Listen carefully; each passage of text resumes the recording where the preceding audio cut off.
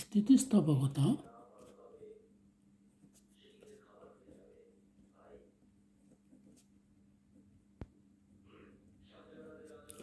স্থিতিস্থাপকতা মূলত তিন প্রকার।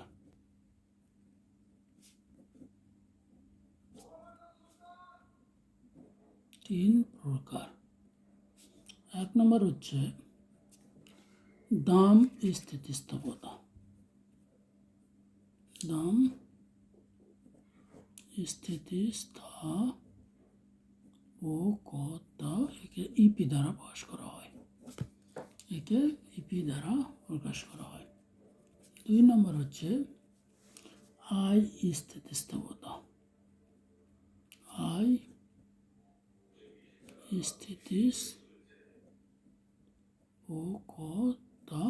ইওয়াই দ্বারা প্রকাশ করা হয়। আর একটা হচ্ছে তিন নম্বর হারাহারি স্থিতিস্থাপকতা।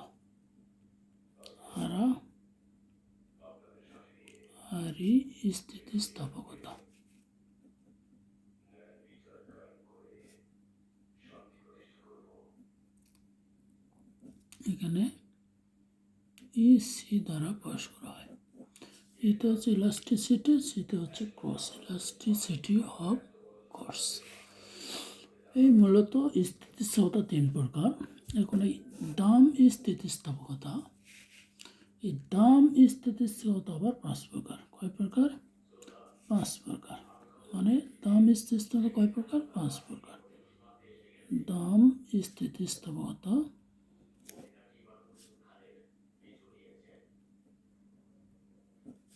কয় প্রকার?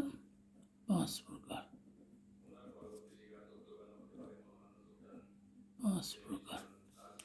এক নম্বরটা হচ্ছে এককের চেয়ে বেশি দাম স্থিতিস্থাপকতা।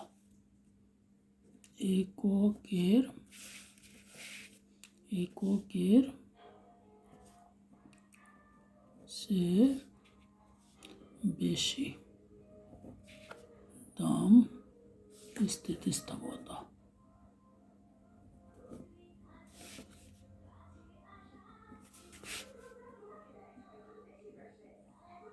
কথা এখানে ইফি গ্রেটার দেন 1 দ্বারা প্রকাশ করা হয়।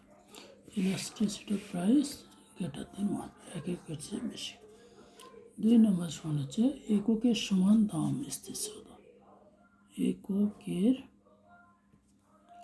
এককের সমান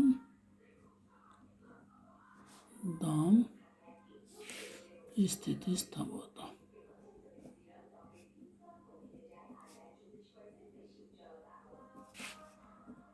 ইপি ইকুয়াল টু 1। তিন নম্বর হচ্ছে এককের চেয়ে কম দাম স্থিতিস্থাপকতা। এককের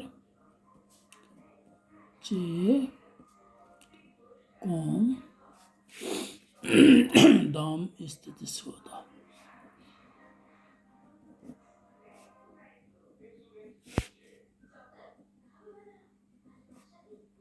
ইপি লেস দেন 1, এককের চেয়ে কম। চার নম্বর হচ্ছে শূন্য দাম স্থিতিস্থাপকতা। শূন্য দাম স্থিতিস্থাপকতা।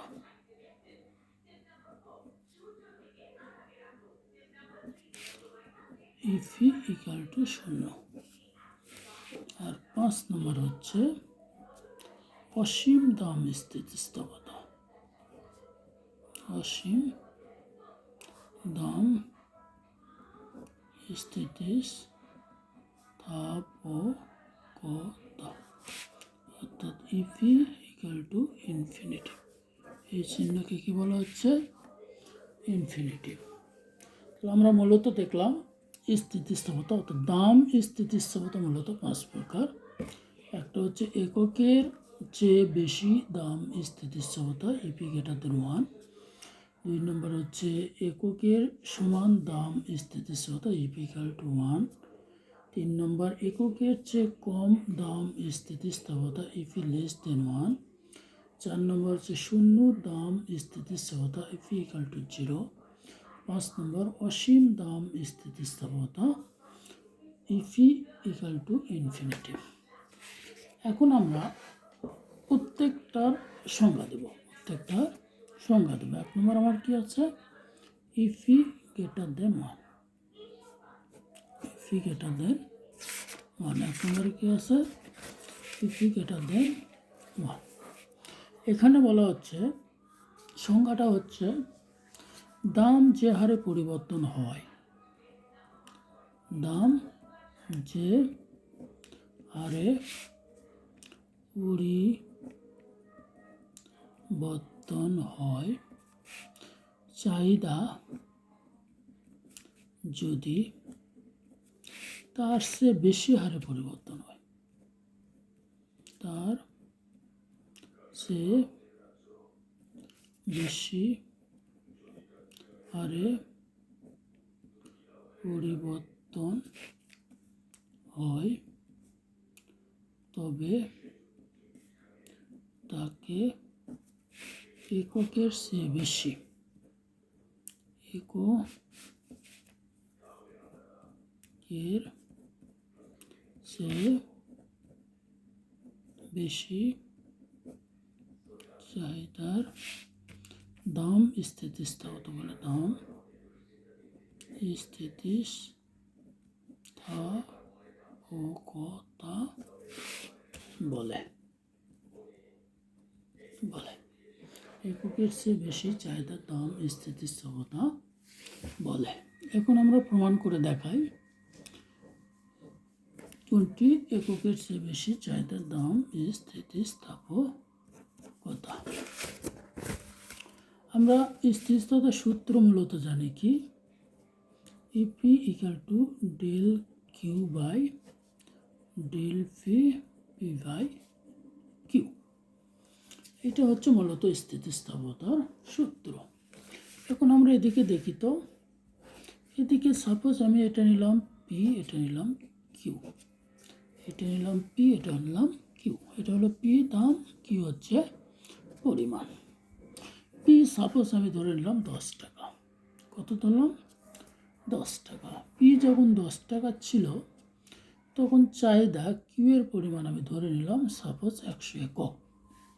তাহলে 10 টাকা দিয়ে আমি কত একক পাচ্ছি? 100 একক। এখন দাম কমে যদি 9 টাকা হয়, দাম কমে কয় টাকা হলো? 9 টাকা। তাহলে আমরা জানি মূলত দাম কমলে চাহিদা বাড়ে, দাম কমলে চাহিদা বাড়ে।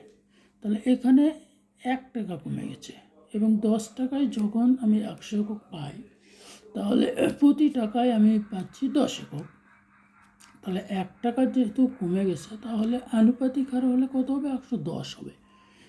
কিন্তু সংজ্ঞায় আমি বলছি দাম যে হারে কমে চাহিদা তার চেয়ে বেশি হারে বাড়ে। তার মানে এখানে 110-এর উপর হতে হবে, 110-এর উপর হতে হবে। তাহলে এখানে সাপোজ আমি ধরে নিলাম 115 বা 120 বা 110-এর উপরে যে কোনো একটা হলেই হবে। এখন আমার সংজ্ঞা এই সূত্রতে কি আছে দেখি। সূত্র দিকে তাকালে আমি পাচ্ছি ডেল কিউ, পাচ্ছি del P, P by Q. এইটা আমার সূত্র। তাহলে প্রত্যেকটার মান আমাকে কী করতে হচ্ছে? বের করে নিতে হচ্ছে।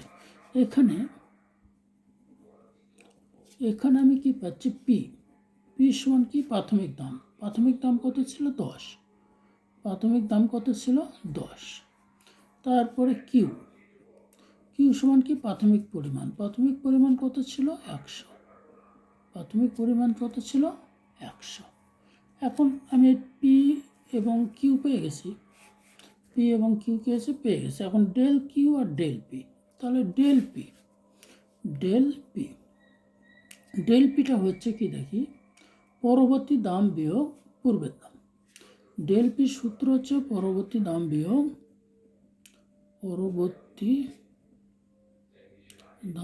পূর্বের দাম, পূর্বের দাম। তো পরবর্তী দাম কত আসছে? আমার 9 আসছে। আর পূর্বের দাম কত ছিল? 10 ছিল। তো বিয়োগ করলে কত আসে? -1। বিয়োগ করলে কত আসে? -1। অনুরূপভাবে ডেল কিউ, ডেল কিউ সমান আমি কি পাচ্ছি? পরবর্তী দাম কত? 15। এখানে পরবর্তী দাম কত? 15। তাহলে 115 বিয়োগ 100, তাহলে এখানে কত পাচ্ছি আমি? 15 পাচ্ছি। 115 বিয়োগ 100 সমান কত পাচ্ছি? 15 পাচ্ছি। 115 বিয়োগ 100 সমান কত পাচ্ছি? 15 পাচ্ছি। এখন আমি এখানে পি এর মান পেয়েছি, কিউ এর মান পেয়েছি, ডেল পি এর মান পেয়েছি, ডেল কিউ এর মান পেয়েছি। তাহলে এখন আমি সূত্র ফেলে দিলে মানটা পেয়ে যাচ্ছি, সূত্র ফেলে দিলে মানটা পেয়ে যাচ্ছি। তাহলে আমি ডেল কিউ কত পেয়েছি দেখি। ডেল কিউ পেয়েছি 15, ডেল কিউ কত পেয়েছি? 15। আর ডেল পি কত পেয়েছি? -1। আর পি এর মান কত পেয়েছি? পি এর মান পেয়েছি 10, পি এর মান পেয়েছি 10, আর কিউ এর মান পেয়েছি কত? 100। এখন এই মানগুলো আমি কেটে দিই। কী করবো? কেটে দেবো। 10 10 কেটে গেল, তাই না? 0 0 কেটে গেল, 0 0 কেটে গেল। তাহলে আমার থাকলো কি? উপরে থাকলো 15 আর নিচে থাকলো 10।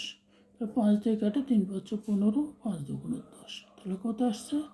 3/2। 3/2 সমান কত? 1.5, যেটা হচ্ছে 1-এর চেয়ে বেশি, 1-এর চেয়ে বেশি। এটাই হলো মূলত এককের চেয়ে বেশি। দেখো, 1-এর চেয়ে বেশি দাম স্থিতিস্থাপকতা চলে এসেছে। এটা এখন আমি চিত্রে দেখাতে পারি। কী দেখাতে পারি? চিত্রে দেখাতে পারি। চিত্র হচ্ছে এরকম, আমরা চিত্রটা পাই এরকম। এটা হচ্ছে কিউ, এটা হচ্ছে ও, এটা হচ্ছে কিউ, আর এটা হচ্ছে কি? পি। এটা হচ্ছে পি। এখানে আমাকে দেখাতে হবে কি? এখানে আমাকে দেখাতে হবে যে চাহিদা রেখাটা হবে, সেটা হচ্ছে দাম যে হারে পরিবর্তন হচ্ছে চাহিদা তার চেয়ে বেশি হারে পরিবর্তন হচ্ছে। তার মানে চাহিদা রেখাটা হবে কি? ভূমির অক্ষের দিকে বেশি ঢাল হবে, ভূমি অক্ষের দিকে বেশি ঢালু হবে, মানে রেখাটা হবে এরকম, রেখাটা হবে এরকম। তাহলে এখানে আমি এরকম করি দেখি। এখানে আমি 2টা টান নেব, এই 2টা টান এদিকে যোগ করে দেবো, এই 2টা টান এখানে যোগ করে দেবো। এটা আমার কি রেখা? চাহিদা রেখা। এটা হচ্ছে ডিডি প্রাইম রেখা। এখানে দাম কত ছিল? সাপোজ 10 টাকা ছিল, তখন আমার চাহিদা কত ছিল? 100 একক ছিল। দাম কমে যখন আমার 9 টাকা হচ্ছে, চাহিদা বের হচ্ছে 115 একক। এই দুটো আমরা এবি মানে এখানে দেখা যাচ্ছে যে দাম আমার কমে যাচ্ছে, চাহিদা বেড়ে যাচ্ছে। দাম যে হারে কমতেছে, চাহিদা তার চেয়ে বেশি হারে বাড়তেছে। এই হলো এককের সমান চাহিদা দাম স্থিতিস্থাপকতা। 1 নম্বর চলে গেল। এখন 2 নম্বর। 2 নম্বর আমার বলা হচ্ছে EP equal to 1। EP equal to 1। EP equal to 1-এ বলা হচ্ছে যে দাম স্থিতিস্থাপকতা এককের সমান। দাম স্থিতিস্থাপকতা কিসের সমান? এককের সমান। অর্থাৎ এখানে বলা হচ্ছে দাম যে হারে পরিবর্তন হয়, চাহিদা যদি ওই একই হারে পরিবর্তন হয়, তাহলে দাম যে হারে পরিবর্তন হয়, দাম যে হারে পরিবর্তন হয়,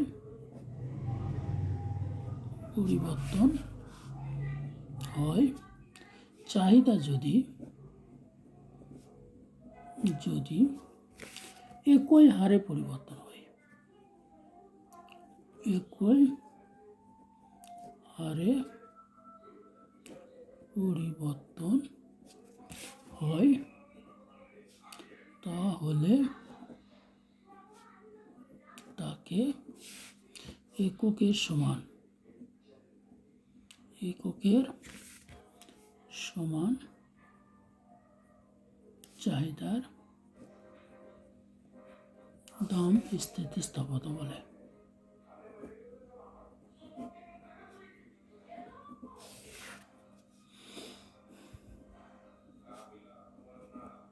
স্থিতিস্থাপকতা বলে। এখানে সংজ্ঞায় আমি কি বললাম? দাম যে হারে পরিবর্তন হয়, চাহিদা যদি একই হারে পরিবর্তন হয়, তাহলে তাকে এককের সমান চাহিদার দাম স্থিতিস্থাপকতা বলে। এখানে অনুরূপভাবে একই সূত্র। ইপি ইকুয়াল টু আমার কী ছিল? ইপি ইকুয়াল টু ছিল আমার del Q by del P, P by Q. এখানে আমি অনুরূপভাবে ধরে নিই, কি ধরবো? পি, পি আর কিউ, পি আর কিউ। তাহলে পি আমার দাম কত ছিল? সাপোজ কত ছিল? 10 টাকা। সেক্ষেত্রে আমি পরিমাণ ওই একই রকম ধরে নিলাম 100 একক। এখন দাম কমে গেছে। এখানে বলা হচ্ছে দাম যে হারে পরিবর্তন হয় চাহিদা একই হারে পরিবর্তন হয়। তাহলে দাম যদি কমে 9 টাকা হয়, তাহলে চাহিদা একই হারে কী হবে, দাম কমে গেছে যার কারণে চাহিদা বেড়ে যাবে। দাম কমে যাওয়ার কারণে চাহিদা কী হবে, বেড়ে যাবে। কী হারে বাড়বে, ওই একই অনুপাতে বাড়বে। মানে 1 টাকায় 10 একক আমার কম বেশি হচ্ছে। মানে 10 টাকায় যখন আমি 100 একক পাচ্ছি, তাহলে প্রতি টাকায় পাচ্ছি আমি 10 একক। তাহলে যেহেতু 1 একক 1 টাকা কমে গিয়েছে, তাহলে আমার 10 একক বাড়বে। মানে কত হবে, 110 একক। 110 একক। তাহলে এক্ষেত্রে আমি কি করব, এখানে আমার পি কত আসছে, পি ইকাল টু কত আসছে 10। তারপর কিউ ইকাল টু কত আসছে 100। আর ডেল পি কত আসছে, অনুরূপভাবে 9 বিয়োগ 10 সমান কত, -1। আর ডেল কিউ কত আসছে, 110 বিয়োগ 100 সমান কত, 10। এই যে এই মানগুলো আমি কী করবো, এখন এই সংজ্ঞায় বসাই দেবো। এখানে আমি কী আছি, ডেল কিউ কত পাচ্ছি 10। ডেল কিউ কত পাচ্ছি 10। তাহলে ডেল কিউ এর জায়গাতে আমি 10 বসালাম। ডেল পি কত পাচ্ছি, -1 পাচ্ছি।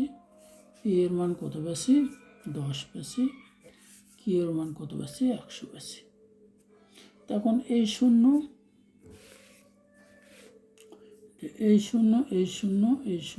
শূন্য কাটে গেল। তাহলে কত থাকলো, -1। মূলত -1, কিন্তু এই ইলাস্টিসিটির ক্ষেত্রে বা স্থিতিস্থাপকতার ক্ষেত্রে -1টা কী হবে, মানে ঊর্ধ্ব হয়ে যাবে। মানে -1টা আমরা ধরবো না। অর্থাৎ এখানে কত আসছে, ইপিক্যাল টু 1 হতে ইপিক্যাল টু কত আসছে, 1 আসছে। ইলাস্টিসিটির মান কত আসছে আমার, 1 আসছে। এই হলো ইপিক্যাল টু 1। এখন এটা চিত্রে যখন আমি দেখাতে যাব, তখন আমার কী ঘটনা ঘটবে, চিত্রে যখন আমি দেখাতে যাচ্ছি, তখন আমার ইলাস্টিসিটির চিত্রটা হবে কীরকম, এইরকম। চিত্রটা হবে আমার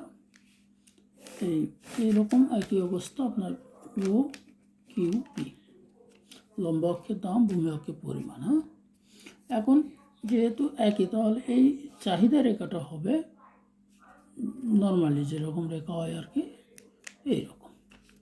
তাহলে এখানে দাম যেই অনুপাতে পরিবর্তন হবে, চাহিদা ঠিক সেই অনুপাতে পরিবর্তন। এটা কী রেখা, আমার চাহিদা রেখা। ডিডি প্রাইম কী রেখা, আমার চাহিদা রেখা। এখানে আমার যখন 10 টাকা দাম ছিল, তখন চাহিদার পরিমাণ ছিল 100 একক। দাম কমে যখন 9 টাকা হচ্ছে, চাহিদা বেড়ে হচ্ছে 110 একক। এখানে কি হচ্ছে, দাম কমে যাচ্ছে, এখানে চাহিদা বেড়ে যাচ্ছে। এই হলো এককের সমান চাহিদার দাম যে স্থিতিস্থাপকতা। এখন আসি 3 নম্বর। 3 নম্বরে কি বলা হচ্ছে, 3 নম্বরে বলা হচ্ছে EP less than 1। EP less than 1 মানে এককের চেয়ে কম দাম স্থিতিস্থাপকতা। এখানে বলা হচ্ছে দাম যে হারে পরিবর্তন হবে, চাহিদা তার চেয়ে কম হারে পরিবর্তন হবে। দাম যে হারে পরিবর্তন হবে, চাহিদা তার চেয়ে কম হারে পরিবর্তন হবে, তাকে এককের চেয়ে কম চাহিদা দাম স্থিতিস্থাপকতা বলে। তাহলে আমরা কি লিখব, দাম যে হারে পরিবর্তন হয়,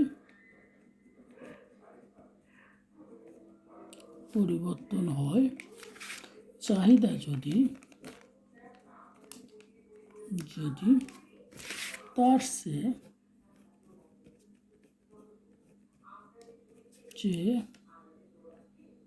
কম হারে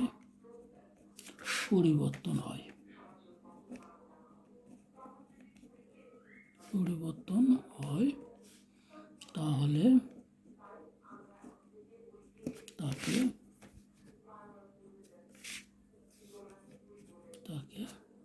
এককের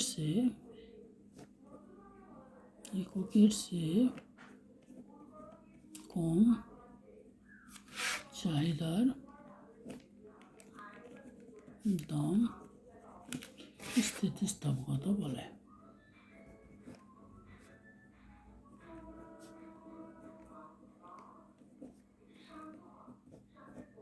বলে। এককের চেয়ে কম চাহিদা দাম স্থিতিস্থাপকতা বলে। বিষয়টি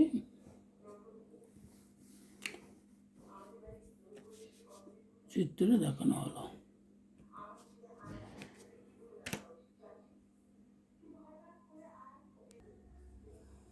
আচ্ছা, আমরা আবার স্থিতিস্থাপকতার সূত্রটা লিখব। স্থিতিস্থাপকতার সূত্রটা কি ছিল? Del Q by del P, P by Q. এখানে অনুরূপভাবে আমরা লিখি পি আর কিউ। এখানে আমি পি কত ধরে নিলাম? অনুরূপভাবে 10 টাকা, আর 10 টাকায় 100 একক। এখন আমি কি করব? এখানে 9 টাকা, দাম কমে হলো 9 টাকা। তাহলে দেখা গেছে দাম কমে গেছে। তাহলে দাম কমলে আমরা চাহিদা যে শর্ত ছিল সেটা ছিল দাম কমলে চাহিদা বাড়ে, দাম কমলে চাহিদা বাড়ে। কিন্তু আমার সংজ্ঞাতে বলা হচ্ছে দাম যে হারে পরিবর্তন হয়, চাহিদা যদি তার চেয়ে কম হারে পরিবর্তন হয় তাহলে তাকে একক এসে, দাম যে হারে পরিবর্তন হচ্ছে চাহিদা তার চেয়ে কম হারে পরিবর্তন হচ্ছে। তাহলে এখানে 10 টাকা আমি পাচ্ছি 100 একক, তাহলে 9 টাকায় একই অনুপাতে যদি হতো তাহলে আমি কত পাবো? 110 একক। তাহলে আমার কি হচ্ছে? দাম যে হারে পরিবর্তন হচ্ছে চাহিদা তার চেয়ে কম হারে পরিবর্তন হচ্ছে, তার মানে 110-এর কম হতে হবে, 110-এর কম হতে হবে। তাতে 100 আমি কত লিখতে পারি? 5 লিখতে পারি। তাহলে এখানে এখন দেখি, এখানে পি কিউ, তাই না? পি কত? পি হচ্ছে আমার 10, কিউ কত? কিউ হচ্ছে 100। ডেল পি সমান কত পাচ্ছি? অনুরূপভাবে 9 বিয়োগ 10 সমান কত? -1। আবার ডেল কিউ সমান কত পাচ্ছি?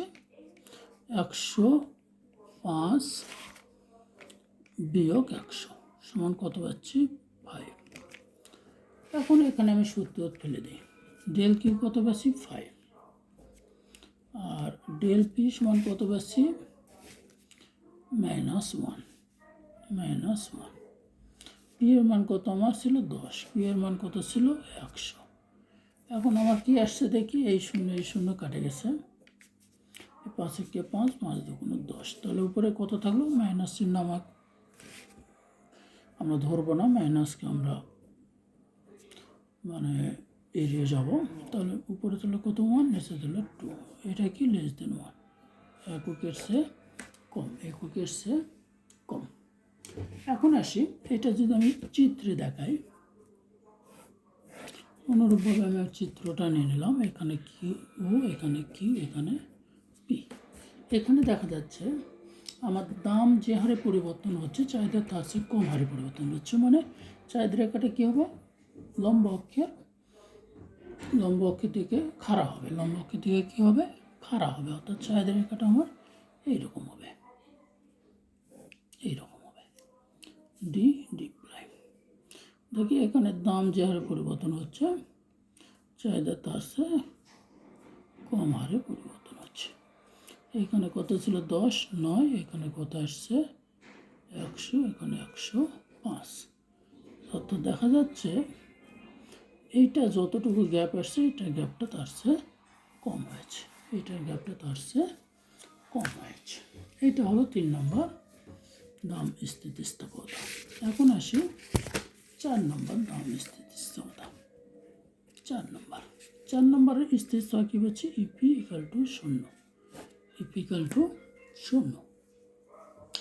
ইপিকাল টু 0-তে বলা হয়েছে যে দামের পরিবর্তন হওয়া সত্ত্বেও যদি চাহিদার কোনো পরিবর্তন না হয়। আমাদের সমাজে অনেক দ্রব্য আছে যেগুলো দামের পরিবর্তন হলেও চাহিদার পরিবর্তন হয় না। এরূপ দ্রব্যের স্থিতিস্থাপকতা হচ্ছে 0। তাহলে আমরা সংজ্ঞাটা কী লিখব? দামের পরিবর্তন হওয়া সত্ত্বেও যদি, দামের পরিবর্তন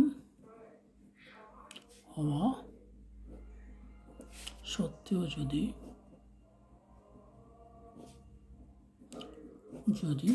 চাহিদার কোনো পরিবর্তন না হয়, চাহিদার কোনো পরিবর্তন না হয় তাহলে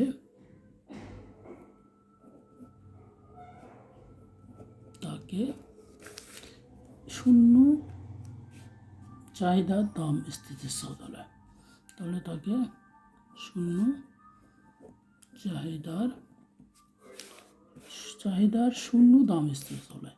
চাহিদার শূন্য দাম স্থিতিস্থাপকতা বলে। হ্যাঁ, চাহিদার শূন্য দাম স্থিতিস্থাপকতা বলে। এক্ষেত্রে সূত্র একই, ইপি ইকুয়াল টু আমরা পাচ্ছি del Q by del P, P by Q. এখানে আমরা অনুরূপভাবে ধরে নিই, পি ধরবো আর কি ধরবো, কিউ ধরবো। এখানে পি আমি কত ধরেছিলাম, 10 ধরেছিলাম। কিউ এর মান কত ধরছি, 100। এখন পি দামের পরিবর্তন হচ্ছে 9। এখানে বলা হচ্ছে, সংজ্ঞাতে বলা হচ্ছে দামের পরিবর্তন হওয়া সত্ত্বেও চাহিদার কোনো পরিবর্তন হবে না। তার মানে চাহিদা এখানে 100ই থাকবে, 100ই থাকবে। তাহলে এখানে এখন আমরা দেখি, এখানে কি পাই, পি সমান কত, 10। আর কিউ সমান কত, 100। ডেল পি সমান কত পাচ্ছি, 9 মাইনাস 10, এখানটা হচ্ছে -1। আর ডেল কিউ সমান কত পাচ্ছি, এই 100 বিয়োগ 100, এটা 100 এটা 100, তাহলে কত আসছে, 0। এখন আমরা সূত্রে ফেলে দিই। সূত্রে কী পাচ্ছি, ডেল কিউ এর মান কত পাচ্ছি, 0। আর ডেল পির মান কত পাচ্ছি, -1। এর মান কত ছিল আমার, 10। এর মান কত ছিল, 100। তো ইন টোটাল কি আসে, উপরে 0 আসে, উপরে 0 আসে। এই উপরে 0 থাকলে নিচে যাই হোক না কোনো মান হবে কত, 0। অর্থাৎ 0 দিয়ে যে কোনো জিনিসকে ভাগ করলে তার মান হবে 0। অর্থাৎ এটার মান কত পেলাম আমরা, 0। স্থিতিস্থাপকতার মান কত পেলাম, 0। ইপি ইকাল টু 0, অতএব ইপি ইকাল টু আমরা পেলাম 0। এটাকে যখন আমি চিত্র উপস্থাপন করতে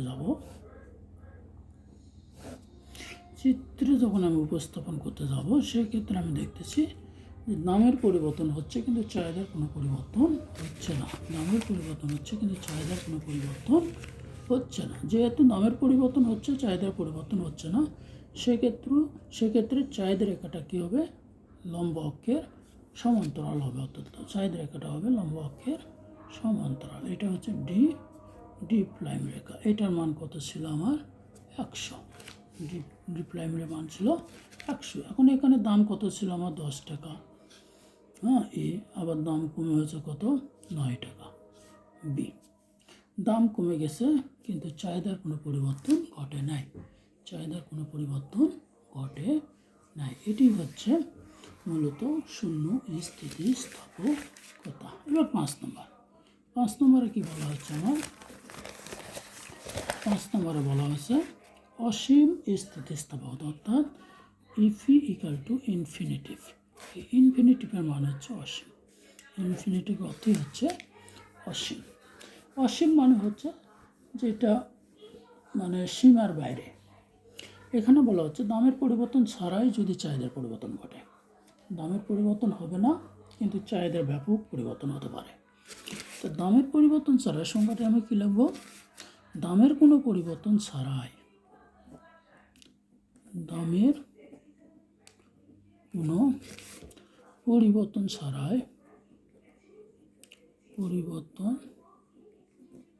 ছাড়াই যদি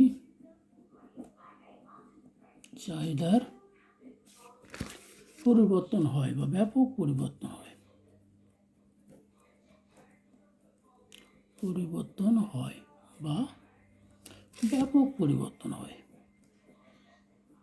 ব্যাপক পরিবর্তন হয়, তাহলে তাকে কি বলা হচ্ছে, চাহিদার অসীম দাম স্থিতিস্থাপকতা বলে। চাহিদার অসীম দাম স্থিতিস্থাপকতা বলে। স্থপকতা বলে। এখানে একই সূত্র আমরা জানি ইফ ইকুয়াল টু কি পাই, del Q by del P by Q. এখানে আমি ধরে নেব, কি ধরে নেব, পি আর কিউ। পি কত ধরছে 10, কিউ ধরছে কত 100। এখানে সংজ্ঞায় বলা হচ্ছে দামের পরিবর্তন হবে না, দামের পরিবর্তন হবে না মানে দাম যা আছে তাই 10। কিন্তু বলা হচ্ছে দামের পরিবর্তন হবে না, কিন্তু চাহিদার পরিবর্তন হবে বা ব্যাপক পরিবর্তন হতে পারে। তাহলে এখানে আমি 150 বা 200 ধরে নিতে পারি, তাহলে এখানে আমি কি পাচ্ছি, এখানে আমি পি ইকুয়াল টু কত পাচ্ছি 10, কিউ ইকুয়াল টু কত পাচ্ছি 100, ডেল পি সমান কত পাচ্ছি 10 বিয়োগ 10 সমান কত পাচ্ছি 0, আর ডেল কিউ সমান কত পাচ্ছি 200 বিয়োগ 100 সমান কত পাচ্ছি 100। এখন আমি সূত্র ফেলে দিই। সূত্রতে আমার কি আছে, ডেল কিউ কত পাচ্ছি 100, ডেল কিউ কত পাচ্ছি 100, আর ডেল পি সমান কত পাচ্ছি 0, পি এর মান কত 10, কিউ এর মান হচ্ছে 100। এখন কি দেখো, এখন নিচে 0 আসছে, এই 100 কেটে যায়, উপরে 10 নিচে 0। তাহলে নিচে যদি 0 থাকে আর উপরে যদি সংখ্যা থাকে, অর্থাৎ সামথিং ভাগ 0, সামথিং ভাগ 0 ইকুয়াল টু হচ্ছে ইনফিনিটিভ, সামথিং ভাগ 0 ইকুয়াল টু ইনফিনিটিভ, বা এটাকে আমরা অসীম বলতে পারি, অসীম, এটাকে বলতে পারি অসীম। তাহলে এক্ষেত্রে যখন আমি চিত্র অঙ্কন করতে যাবো, চিত্রতে আমি দেখব, কি দেখব, চিত্রতে আমি অনুরূপভাবে দেখব, এখানে কিউ, এখানে পি, লম্ব অক্ষে যেহেতু পি এবং পি এর কোনো পরিবর্তন হবে না, আমার পি স্থির, কিন্তু চাহিদার ব্যাপক পরিবর্তন হচ্ছে। চাহিদার যেহেতু ব্যাপক পরিবর্তন হচ্ছে, সেহেতু এখানে চাহিদা রেখাটা ভূমি অক্ষের সমান্তরাল হবে। কী হবে, ভূমি অক্ষের সমান্তরাল হবে। এই ডি প্রাইম হচ্ছে চাহিদা রেখা। এখানে আমার দাম কত ছিল 10, এই দাম 10 থাকা অবস্থায় প্রাথমিক চাহিদা কত ছিল, আমার 100 ছিল, পরবর্তী চাহিদা কত হচ্ছে 200। তাহলে এটা এ, এটা হচ্ছে বি। দেখো দামের কোনো পরিবর্তন হয়নি, কিন্তু চাহিদার পরিবর্তন হয়েছে। এটি হচ্ছে অসীম চাহিদার দাম স্থিতিস্থাপকতা। এই মূলত আমাদের চাহিদার দাম স্থিতিস্থাপকতা মূলত 5 প্রকার। চাহিদার দাম স্থিতিস্থাপকতা মূলত 5 প্রকার। এর পরবর্তী ক্লাসে আয় স্থিতিস্থাপকতা এবং আর স্থিতিস্থাপকতা নিয়ে আলোচনা করবো ইনশাল্লাহ।